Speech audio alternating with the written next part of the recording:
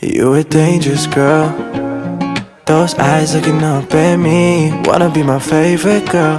Hey hi guys, இந்த video நம்ம என்ன பார்க்க போகிறோம்னா 2 9 நம்ம நிறைய வீடியோஸ் அப்லோட் பண்ணிகிட்டே இருக்கோம். பார்க்கலன்னா மறக்காமல் போய் பார்த்துட்டு வாங்க. காலையில் எழுந்து இருக்கிற எல்லா வேலையும் பண்ணுவோம் அப்படின்னு சொல்லி ப்ரஷ்லாம் பண்ணி முடிச்சுட்டு தென் தண்ணி குடிப்போம். நான் எப்பவுமே ப்ரஷ் பண்ணதுக்கப்புறம் தண்ணி குடிப்பேன். உங்களுக்கும் அந்த தண்ணி குடிக்கிற பழக்கம் இருக்கா இல்லையான்றதை மறக்காமல் கமெண்ட்டில் சொல்லுங்கள். தண்ணிலாம் குடிச்சதுக்கப்புறம் காஃபிலாம் குடிச்சு முடிச்சுட்டு துணி அன்றைக்கி துவைச்ச ஞாபகம் இருக்குது, அது அப்படியே மறக்காமே இருந்தது.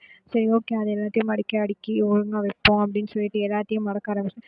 நானும் மடக்கிறேன் வந்துக்கிட்டே இருக்கு, ஏதோ அமுத சுரபி மாதிரி. என்னத்தை அப்போ துவைக்கும் போது எவ்வளோ கஷ்டப்பட்டுருப்பேன் அப்படின்னு யோசிச்சேன். அப்புறம் தான் ஞாபகம் வந்துச்சு, பாதி துணி வாஷிங் மிஷினில் போட்டுது இது அப்படின்னு சொல்லிட்டு. சரி, ஓகே, கண்டுக்க வேண்டாம் அப்படின்னு சொல்லிட்டு எல்லாத்தையுமே ப்ராப்பராக மடக்கி வைப்போம் அப்படின்னு சொல்லி நானும் மடக்கிட்டு இருந்தேன்.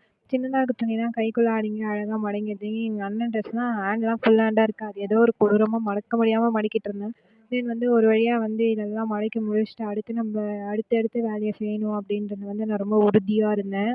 நான் சீக்கிரமாக இந்த வாழ்க்கை அப்டேட் முடிச்சுட்டு வேறு ஏதாவது ஒரு அப்டேட்டான விஷயத்த போடலாம் அப்படின்னு சொல்லியிருக்கேன். கடினமாக எதுக்காவது உழைக்கிற மாதிரி ஒரு வீடியோ போட்டு என்ன பார்த்து நிறைய பேர் மோட்டிவேட் ஆகிற மாதிரி ஒரு வீடியோஸ் போடலான்னு நினைக்கிறேன். நீங்கள் என்ன நினைக்கிறீங்க அப்படின்றத மறக்காமல் கமெண்ட்டில் சொல்லுங்கள். நிறைய பேர் சொல்லுவீங்க, நான் இது மாதிரி துணி மடக்கிறதே ஒரு மோட்டிவேஷன் தான் அப்படின்னு சொல்லுவீங்க.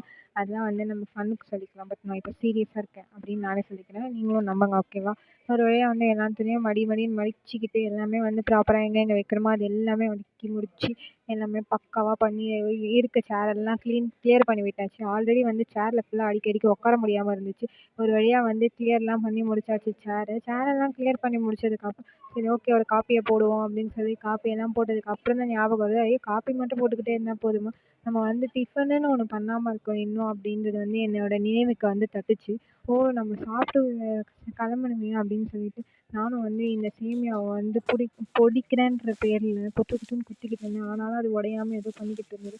சரி, ஓகே, கொஞ்சம் நேரம் எண்ணெயை ஊற்றிட்டு விளையாடிக்கிட்டு இருப்போன்ட்டு ஒரு 2 பாலை போட்டேன். 2 பாலை போட்டால் அது கையிலேயே வந்துடுச்சு.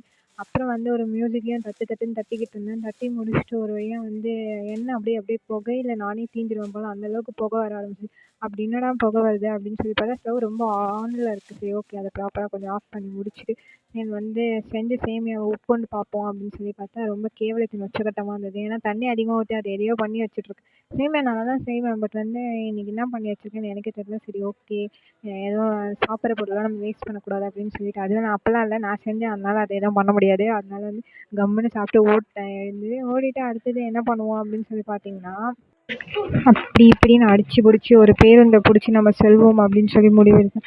சரி, பேருந்தை பிடிச்சி செல்றதுக்கு முன்னாடி நமக்கு அதுக்கு சத்து வேணும் அப்படின்னு சொல்லிட்டு எவ்வளோ முடியுதோ அவ்வளோ உட்கொண்டு விட்டு செல்ல ஆரம்பித்து பேருந்துலையுமே அச்சு பிடிச்சி நம்ம இடம் பிடிக்க வேணாம், நமக்கே இடம் கொடுத்துட்டாங்க, வாங்க வாங்க உட்காருங்க அப்படின்னு சொல்லி நமக்கு இடம் கொடுத்தாங்க. அதனால நம்ம உட்கார ஆரம்பிச்சிச்சு. உட்காந்து அவ்வளோதான், எல்லாமே முடிச்சுட்டு எங்கெங்கே போகணுமோ எல்லாமே முடிச்சுட்டு வீட்டில் உணவு உட்கொள்ள ஆரம்பிச்சிட்டேன்.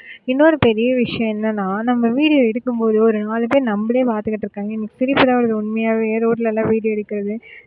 சாப்பிட்டெல்லாம் முடிச்சதுக்கப்புறம் நம்ம சொல்லியிருந்தோம் நேற்றே ஆரி கிளாஸ் நேற்று எடுக்கல அப்படின்ட்டு. நான் தினமுமே ஆரி கிளாஸ் எடுக்கிறேன். இப்போதைக்கு ஒருத்தவங்க வராங்க, பட் ஃபஸ்ட்டு நிறைய பேர் வந்துட்டு தான் இருந்தாங்க, ஒரு 2 3 பேர்.